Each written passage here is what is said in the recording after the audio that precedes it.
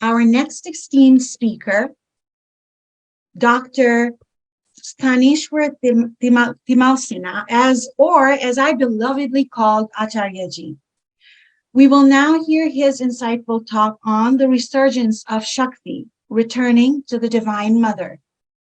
Acharya-ji, after earning his master's degree from Sampurnananda Sanskrit University, established the Department of Tantric Studies in Nepal and later pursued a PhD at Martin Luther University, specializing in Advaita philosophy.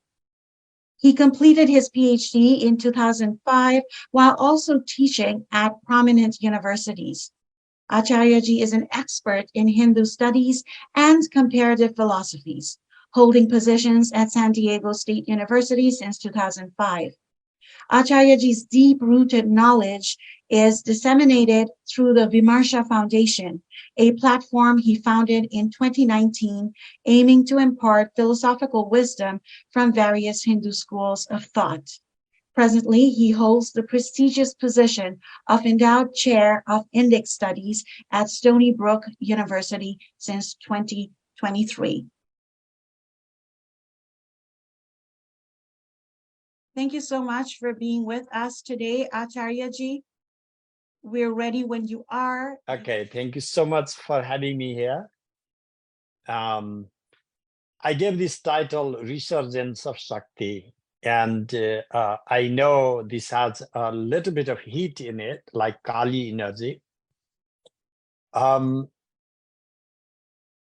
am bringing this philosophy of Shakti and also its deep cultural expressions to the public platforms for a specific reason that we have ignored in the global scale an alternative perspective in the wake of what we call civilization. And that is the divine feminine. If you go to the early times and explore the indigenous cultures from any part of the world, you will find, number one, cultures were a mosaic of many different subcultures. And each of those were enriching with the presence of the divine feminine. And this centrality of the divine God as the Father has also a correlation with the formation of what we can call the modern nation states and established institutionalized religions, centrality of power, the kingship. And this has been continued with modern economic and political systems. And this has deep consequences. This has given us something good. This has also taken us something valuable from us.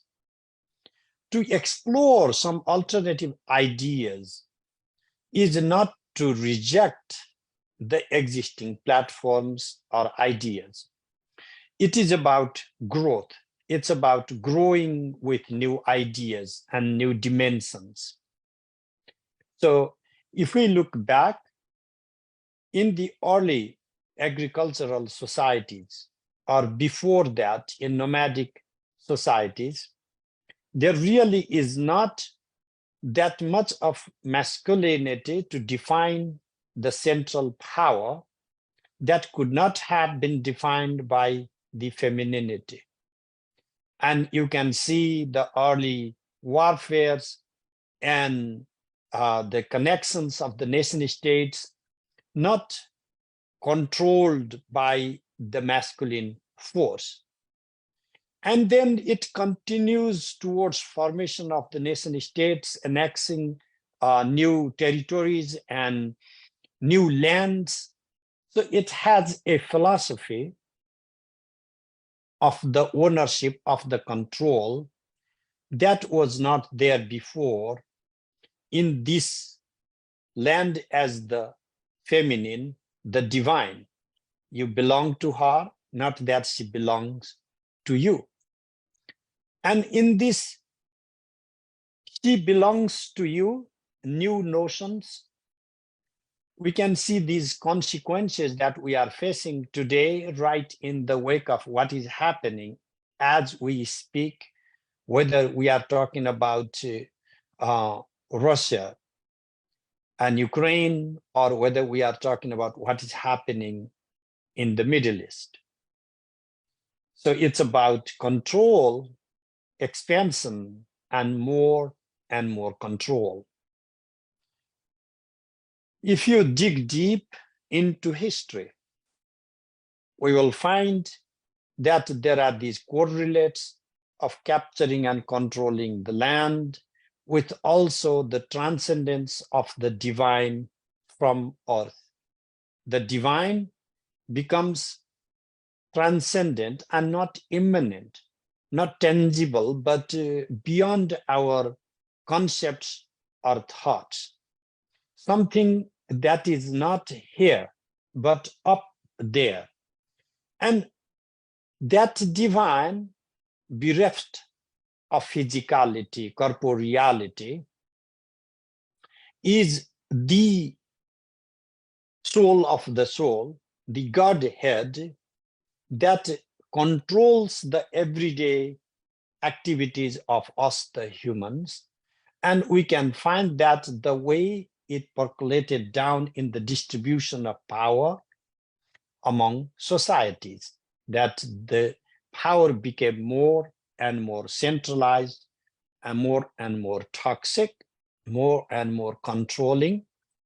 And then it also reflects in the modes of religiosity, the modes of religiosity being the transcendence of the self over the body.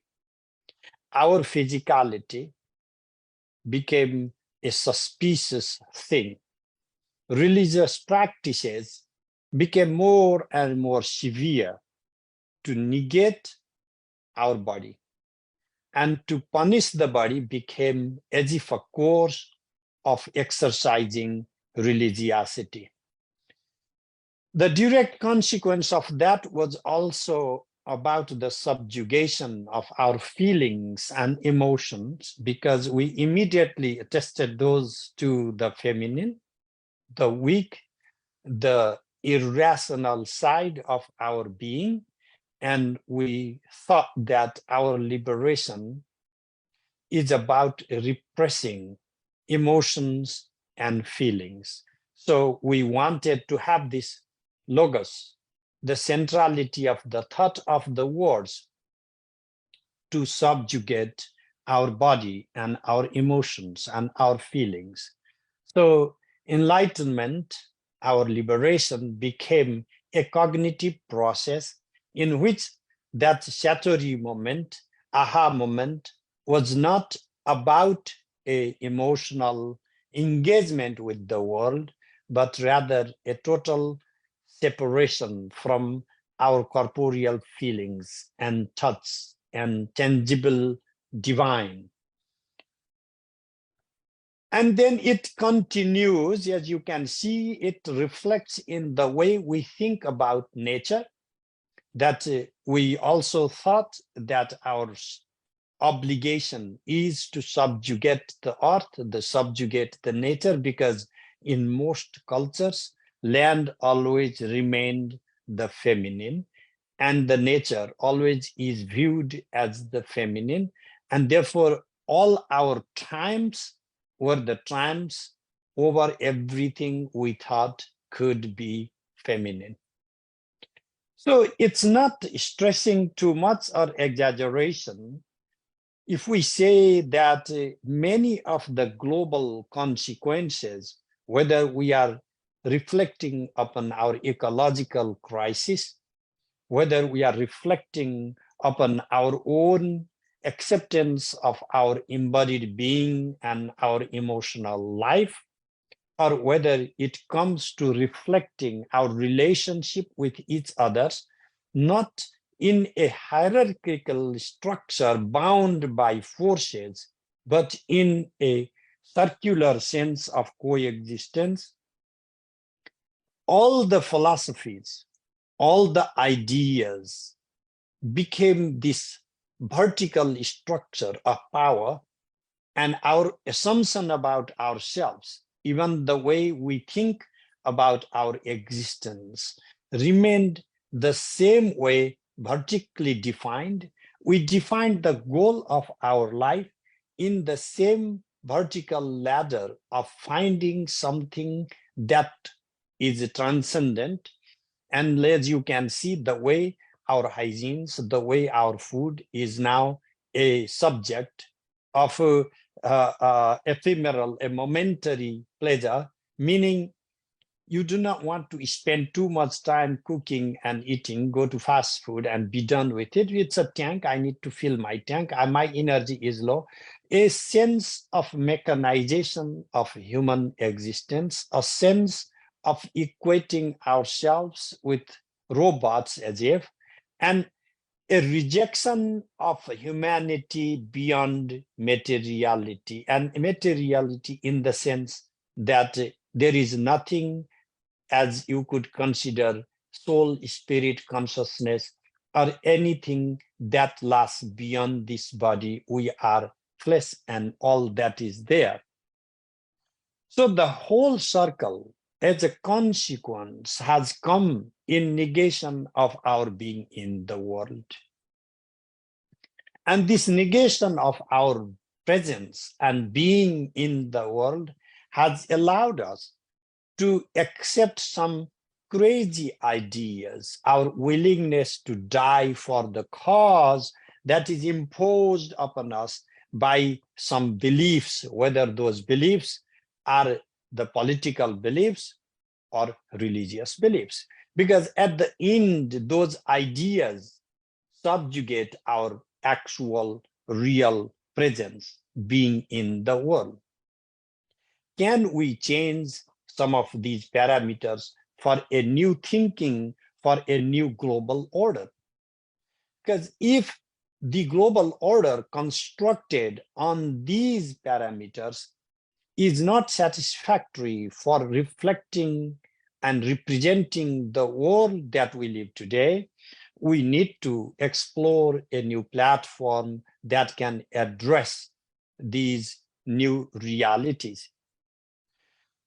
So what is happening today is not just a ecological or corporeal emotional subjugations, but is sort of epistemicide in which our way of thinking has been cut through the middle and implanted onto us.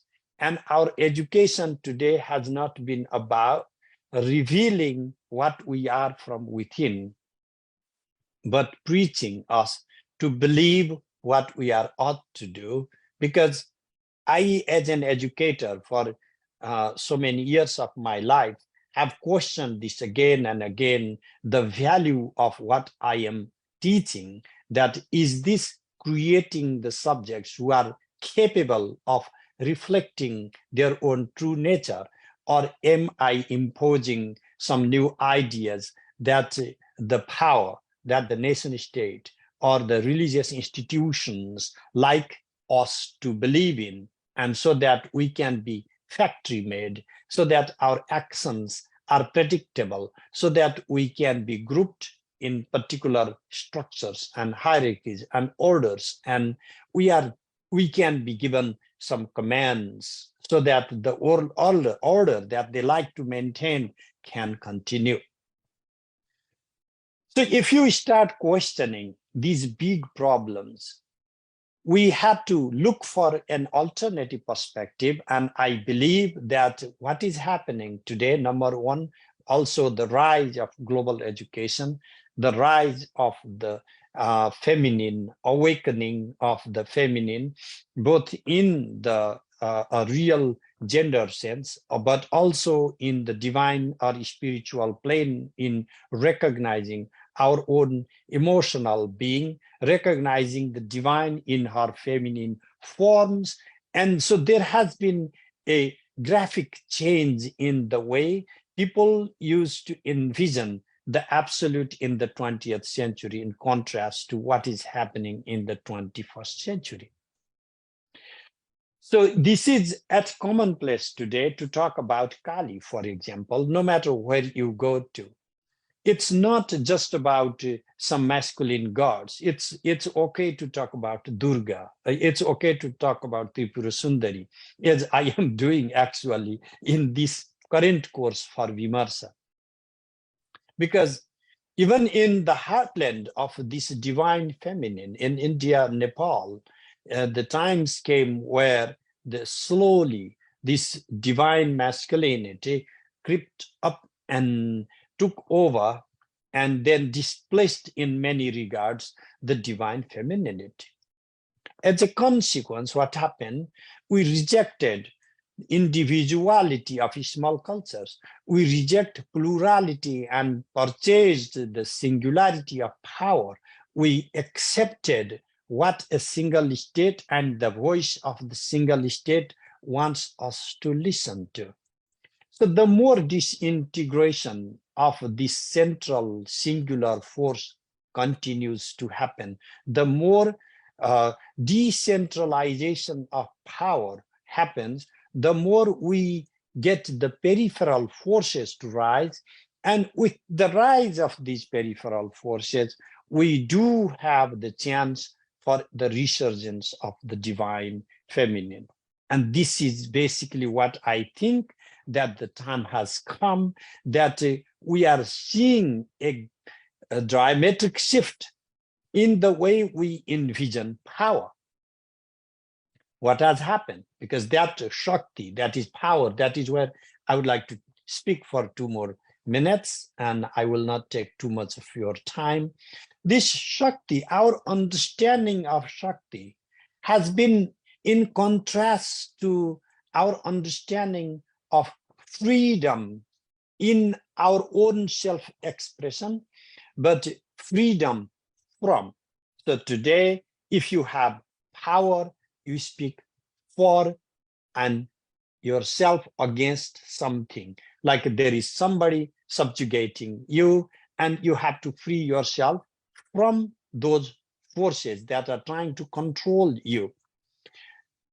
What if you have this power of freedom, of self-expression, of expressing yourself through arts and music and mathematics and science? It doesn't matter. That is also freedom. We have taken for granted as if that those freedoms don't matter. That is because we are living in a free society where self-expression in the forms of art or education are not subjected to power.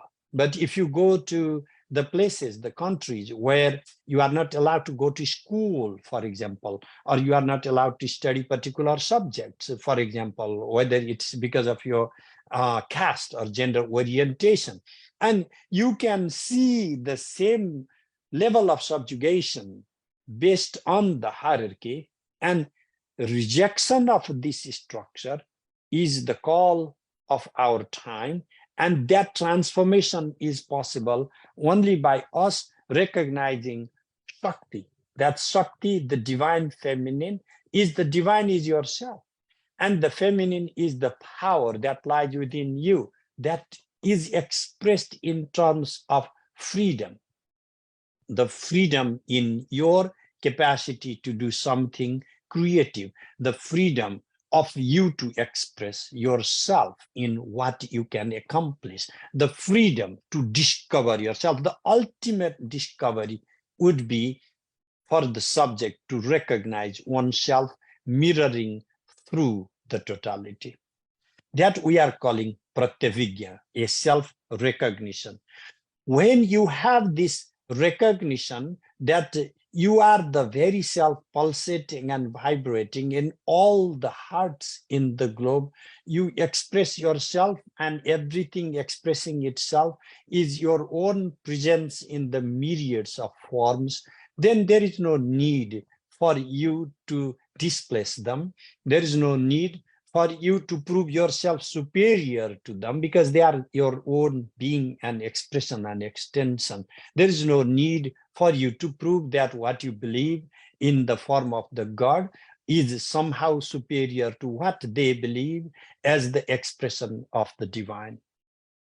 We will have this global shift of our perception if we are willing to go beyond this toxic masculinity and replace the divine femininity at the center and the periphery. This conception of power is very different in the sense that every expression in the pluralistic form is called Shakti. There is no singularity in the Shakti. If you are familiar with Tantra, you would know that any Shakti is worshipped in a mandala, and mandala is instantaneously an embracing of plurality. There is not a deity worshipped in a mandala in only one deity. It's impossible. Mandala itself invites plurality. And it goes further. For you to imagine a power at the center is not what constitutes the periphery. But when you have a circle, then the circle automatically determines the center. So this is the center that is constituted due to the establishment of the periphery. So this circle creates the bindu, the center, not that bindu is what is at the center already there and determining the periphery. We have to rethink power, and that rethinking of power should give us the ability to reflect upon our own epistemic systems, that the self that I have, the notion of the self I have, is not bereft of all these cognitive forces that flowing through me, through my sensations, sensory modes of my sight, my hearing, or my tactile sensation, or me tasting, smelling the world outside. And then when I recognize these very expressions are this me expressing into many forms, then the recognition of the self outside of our sensible, tangible being is left behind, and our very self becomes the expressions found in the form of the world.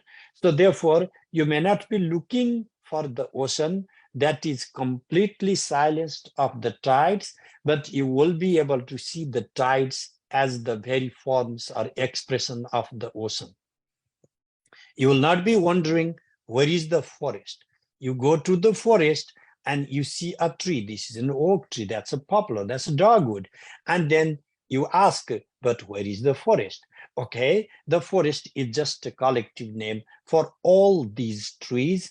And then you will recognize that whatever we are calling God is merely the expression in the myriads of forms of these very Shaktis. And we find that in our different cognitive or motor capabilities, in our power of will, in our power of self-expression, in our power of cognition, and in our power of actualization, physically appropriating things in the world. So this transformation is happening from within and culturally also, because we live in this modern society, particularly where we have experienced freedom, to some extent freedom, that is automatically making us more pluralistic, more embracing, accepting our diversity. And that diversity itself is the gift of the divine feminine, because Shakti is always a Shakti Sanghatta, a communion, a coming together, banging together of multiple forces coming and colliding, but residing and creating a harmony. about the class, about the and the harmony. All these are different modes of the very expression of Shakti. How can we transform our personal life by this altering the philosophical parameters in our personal life too? Our assumption that who I am is something completely outside of what I see, what I feel, what I touch. We should think about our modes of expression as an extension of our own being. When you see a turtle and then the turtle peeps out, rolls, like takes out little feet of the shell, and then, oh, the turtle is out there. The same way we think that myself coming out, my consciousness coming out of the body is somehow separated from my own physicality. But the turtle is its shell too. And what the turtle resides inside, it also is the body, but the shell is also its body. It's not something like a house only. You have to think that as a complete structure. The same way, our expression in the world is also what constitutes who we are. And therefore, our being, our presence, and ultimately our enjoyment in the world is also part and parcel of our very self-realization. Therefore, negating the world, rejecting everything that is given to us to enjoy, to feel our presence, is not something that is necessary for self-realization. That is just a self-deception. Self-deception is not self-realization. What is self-deception? To negate all that you experience in your life and hope that there is something beyond this, what you are given, that is self-deception. This self-realization, therefore, grounds our everyday experience, at the same time transforms everyday experience into this divine collective being, presence, play, and that is, you can call Chit Vilas, a play of consciousness in its expressed forms of plurality, and that you can call Shakti Chakra, the wheel of Shakti, the myriads of wheels of Shakti that we are negotiating the field with. And our presence in the world is that a negotiation of the field of ourselves. We are living among divines, and that living among divines is actualized by recognizing my own external presence and your external presence. When I negate my own external presence, I have no reason to confirm your external presence. And what we do is we create a society that negates our real issues of being in the world. So being in the world should not be viewed as counterintuitive to our liberation. Being in the world should be viewed as integral to our self-realization, our liberation, or our recognition of fullness. Because this recognition of fullness could not be the recognition of me as my mind or what one particular idea that my mind allows when I am thinking of myself as the cogito, as the ego that I am. And therefore, there has to be something more than this reduced cogito, that reduced ego as the transcendent ego, to recognize myself in the totality. And that recognition of myself in the form of the totality comes in this gradual process of recognizing my own ego, recognizing my own emotional presence, and ultimately my physicality and my being in the world. Therefore, when I'm able to recognize my being in the world, then I would have no reason to negate your being in the world as if non-divine. So therefore, it would not even matter what you believe in or whether you don't believe in anything. Because if I were to be able to extend beyond my own subjective horizon and embrace my corporeality as an extension of my being, and recognizing your own physicality as another expression of the same divine, I would have no issue to control your being in the world. And then this type of negotiated field in the world would be much more welcoming. And this type of negotiated philosophy, vision in the world would give us a changed perspective, and we would rethink to solve our ecological crisis, to solve our political crisis, and many of the toxic problems that we have created because of the controlling of the forces, negation of the divine feminine, and rejection of the beauty, the femininity in our spirituality, and using a masculine brutal force to impose our own personal vendetta as if given by God, citing even God, making ourselves as God's representative, and negating all other voices at the cost of our own voice, making ourselves next to the God, sitting next to the God. All these processes have a single consequence, that is to stop the blossoming of the humanity. And what would give us the full opportunity for our blossoming as the human to come to our fullness is this altered perspective that embraces and accepts diversity within ourselves. I am a plural being because my ways and modes of expression are plural, and that diversity within embraces diversity without, and that diversity within and without allows us to experience ourselves in the mandalike form, which is the divine presence in the feminine form. Call it Kali, Tripura Sundari, or any other name from any other culture. It does not matter. And so, coming to final words on Tantra, all these Shakti practices were prevalent in different tribes at one point. They were simply encoded from the tribal practices. And so this is a kept alive practices from various different tribal expressions of how they appropriated and accepted the divine presence in the world. So this is also a new assertion, acceptance of what had been marginalized. So therefore, to bring back the divine feminine is also to bring back what we had marginalized and repressed culturally.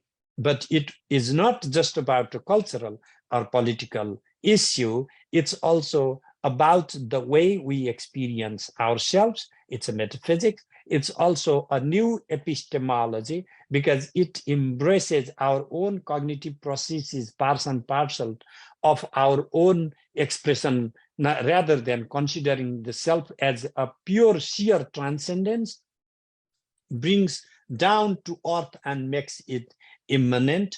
And it is in this changed perspective that we shall be able to recognize each other's divinity and each other's being in the world as integral to recognizing the self. I do not want to speak too much. Thank you so much for giving me this wonderful opportunity.